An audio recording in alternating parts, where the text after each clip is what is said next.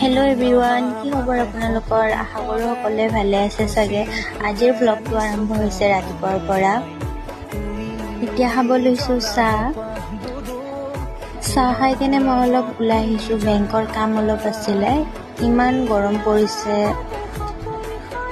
বাহিৰত ওলালে ইমান ৰ'দ, ইমান গৰম, আহিবই মন নাযায়, কিন্তু উপায় নাই, আহিবতো লাগিবই কাম থাকিলে। এতিয়া আহি পালোঁ বেংকত। এতিয়া কামখিনি চলি আছে, অলপমান ৰখিব দিছিলে, তো কামখিনি হোৱাৰ পিছত এতিয়া ঘৰত যাব ওলাইছোঁ। ঘৰত যোৱাৰ আগতে দুটামান বস্তু ল'বলগীয়া আছিলে, তো বস্তুকেইটা লৈ ঘৰত আহিলোঁ। ঘৰত আহি একো ভিডিঅ' কৰাই নহ'ল। তাৰপিছত মোৰ ফোন আহিলে, পাৰ্চেল এটা আছিলে।